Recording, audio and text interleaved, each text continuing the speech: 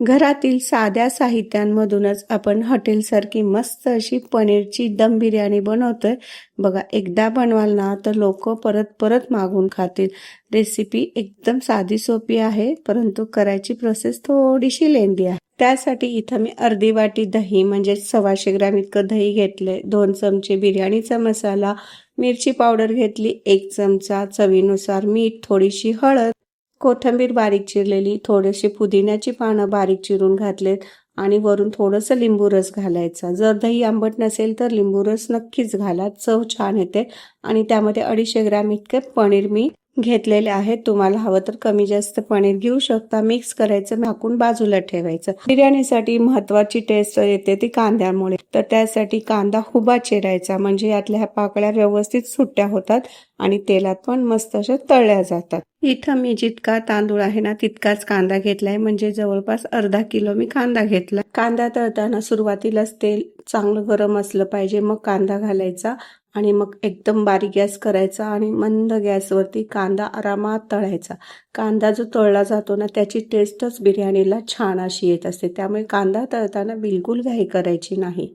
थोडासा ब्राऊन लालसर झाला की पटकन कांदा हा तेलातून काढायला घ्यायचा, कारण तोपर्यंत त्याची कुकिंग प्रोसेस चालूच राहते. मग कांदा करपट होऊ शकतो आणि पटकन हा गार करायला पसरून ठेवून द्यायचा. अर्धा किलो कांदा दिसताना खूप दिसला, परंतु बघा तळल्यानंतर तो एवढूसाच झाला.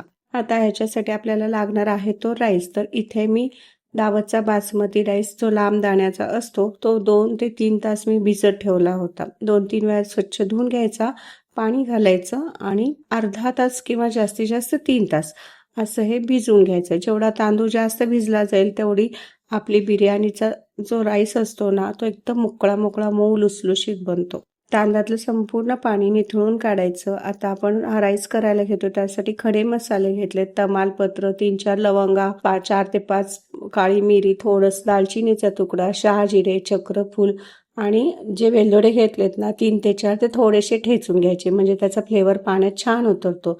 थोडं चिरलेली कोथिंबीर, थोडंसं पुदिना आहे ना तो असं चुरून टाकायचा, म्हणजे पुदिन्याची टेस्ट बिर्याणीला खूप छान लागते. आणि जेवढं तांदूळ घेतलाय ना त्याच्या तिप्पट पाणी टाकायचं आपल्याला राईस बनवण्यासाठी. बरं, तळलेलं जे कांदा होता त्यातलंच एक पळीभर इथं मी तेल त्यामध्येच घालून घेतलं. चवीनुसार मीठ घालून घ्यायचं. पाणी उकळायला इकडे ठेवून दिलं एक साईडला. इथे माझ्याकडे जाडबुडाचं पातेलं नव्हतं म्हणून जाडबुडाचं हे कुकर आहे ते मी बिर्याणीसाठी वापरतीये. आता आपण जो कांदा तळून उरलेलं तेल होतं तेच तेल ह्या बिर्याणीसाठी वापरतोय. गॅसची आच मंद ठेवायची. 3 ते 4 पळ्या इथं मी तेल घालून घेतले. परत एक छोटासा कांदा बारीक चिरलाय तो फोडणीला घातला. कांदा इकडे भाजून होतोय तोपर्यंत आपण जो तळलेला कांदा होता तो मिक्सरला फिरवून घ्यायचा. अशामुळे काय होते, बिर्याणीला टेस्ट छान येते. जी ग्रेव्ही आपण बनवतो ना ती एकदम टेस्टी होते. नक्की अशा पद्धतीने ही पनीर बिर्याणी करा. पनीरच्या ऐवजी तुम्ही व्हेजिटेबल्स घाला, व्हेज बिर्याणी करा. अशा पद्धतीने जशी बाहेर मिळते ना त्यापेक्षाही खूप छान आपण घरी बनवतोय बरं का. एकदा नक्की ट्राय करून बघा. इथे लालसर कांदा पण झालेला आहे. मग त्याच्यामध्ये मी 2 चमचे इतकी आलं लसूणची पेस्ट घालून घेतली. त्याचा कच्चेपणा जाईल अशी परतून घेतली. काही जण आलं लसूण डायरेक्ट हे पनीर मॅरिनेट करतात त्यामध्ये पण घालतात, परंतु मी इथं थोडंसं तेलामध्ये परतून घेते, म्हणजे त्याचा जो खमंगपणा असतो ना तो छान येतो ग्रेव्हीला. नंतर आपण पनीर मॅरिनेट केलेलं होतं ते संपूर्ण घातलंय. थोडंसं हलवून घेतलं. आता त्याच्यामध्ये बारीक केलेला हा पूर्ण कांद्याची पेस्ट टाकून घ्यायची.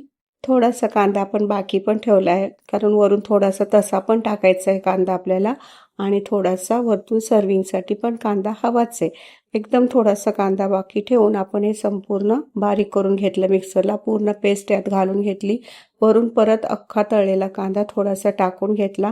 हा बिर्याणी खाताना खूप छान लागतो. परत एकदा व्यवस्थित हे मिक्स करून घ्यायचं आणि त्याच्यामध्येच आता आपण थोडंसं पाणी टाकून घ्यायचंय. आता ह्याच्यामध्ये शिजण्यासारखं काहीच नसतं, त्यासाठी 1 ग्लास पाणी पुरेसं आहे. परत एकदा हे व्यवस्थित मिक्स करून घ्यायचं. गॅसची आच बारीक ठेवायची आणि आता इथे आपण टेस्ट करून बघायचं. जर मिठाचं प्रमाण कमी जास्त असेल त्यानुसार ॲडजस्ट करायचं.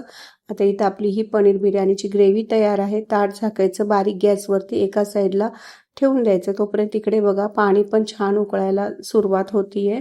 पाण्याला छान उकळू द्यावं एखादा मिनिट, म्हणजे ते सगळे फ्लेवर्स पाण्यामध्ये उतरतात खड्या मसाल्याचे आणि त्याचा कलर उतरतो. तो कलर भाताला येऊ नये म्हणून त्यात छान असा एक लिंबाचा रस पिळायचा. होता तसं पाणी हे पांढरं शुभ्र होतं आणि टेस्ट पण छान येते राईसला.